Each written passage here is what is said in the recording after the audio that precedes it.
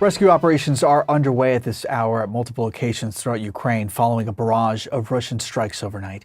Officials say at least 8 people were killed across the country, and that includes 6 near President Zelensky's hometown. More than 20 others were wounded. Officials say the death toll could go up as they scramble to reach people who could possibly be trapped under this rubble.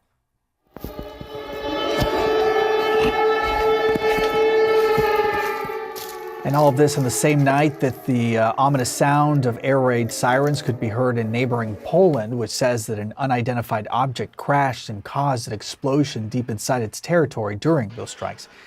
And this new video is said to show a large crater at the crash site. Russia's targets, including Kyiv, where the attack demolished this market and killed 1 person there.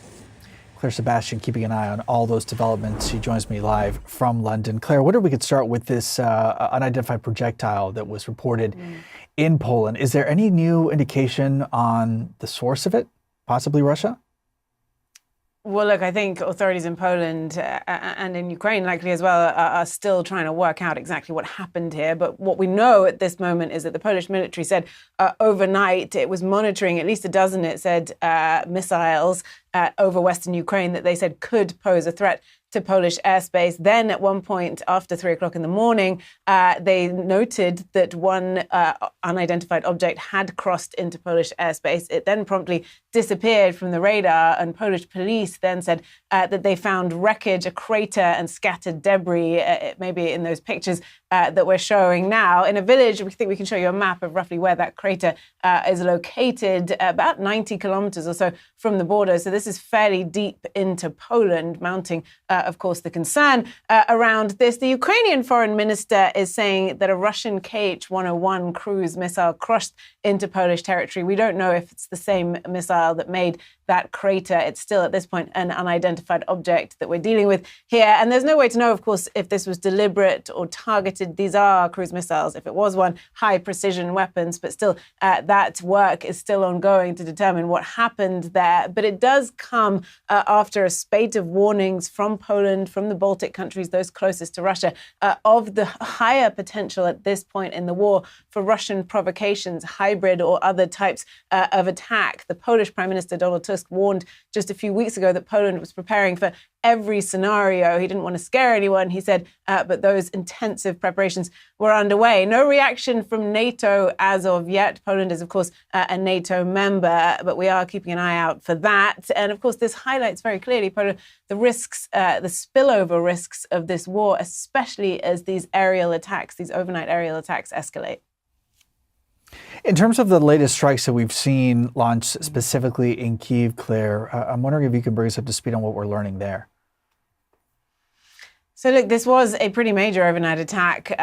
Even with that projectile crossing into Poland, we can't lose sight of the damage that it was inflicted on Ukraine. Multiple different areas of Ukraine were affected. And it comes, of course, 36 hours or so after President Zelensky was in the White House with Donald Trump, making an urgent plea for more help when it comes specifically to air defenses. I think it's notable because previously, when we've seen meetings between Trump and Zelensky, President Putin has tried to get in and speak to Trump as well. We didn't see that this time. Instead, we simply see more escalation, this aggressive posture from the Russian side. So what we know at this point about this attack is at least 8 people were killed, dozens more injured across the country. Several notable incidents in Kryvyi Rih, which is Zelensky's hometown. A missile hit a residential home, killing 5 members of one family, according to officials there, including 3 children. And I want to bring you footage as well from Lviv, all the way over in western Ukraine. Dramatic video, if we can show it, of a boy being pulled out of a damaged building. City authorities say that he was born in 2020 and he survived, but with fractures to his leg. So very widespread. And of course, we're in the final days now of what is the deadliest month for Ukrainian civilians since April of 2022. We're joined now by Peter Zalmayev. He's the director of the Eurasia Democracy Initiative. Peter, it's good to see you. Good morning.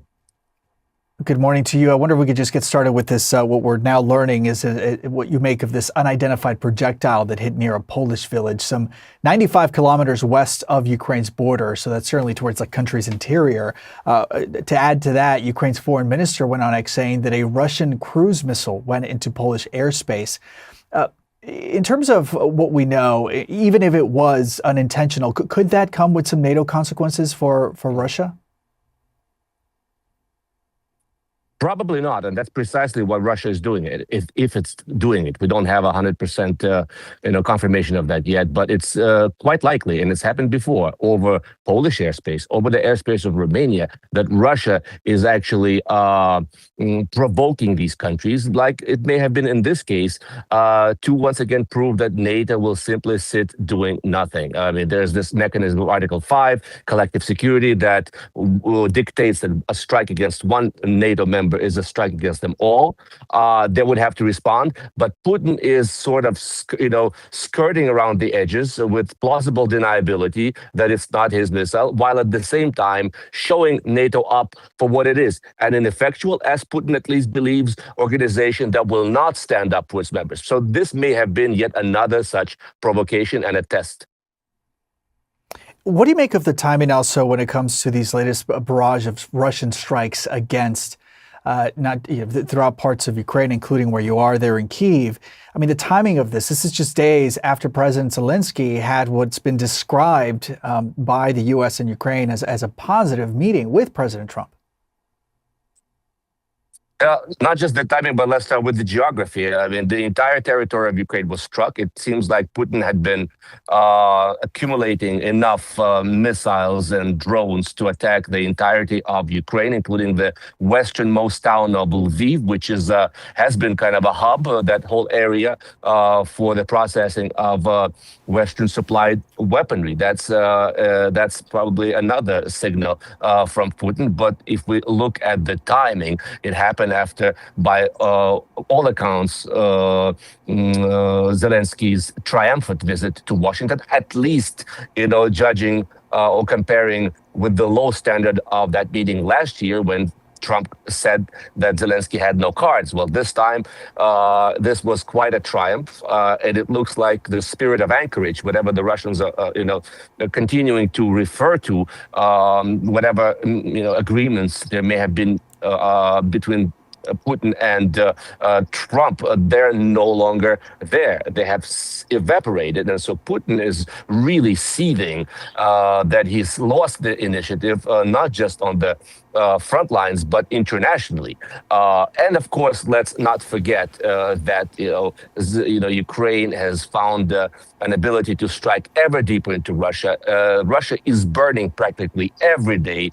Oil refinery facilities are going up in smoke. Logistical hubs are going up in smoke. This is a way for Putin, once again, to assert himself, to show his strength. And he has no other options but to escalate and increase terror against civilians, because the situation on the front lines, like I said, is static. The advance is very slow. Putin cannot and has not been able to show any spectacular successes there.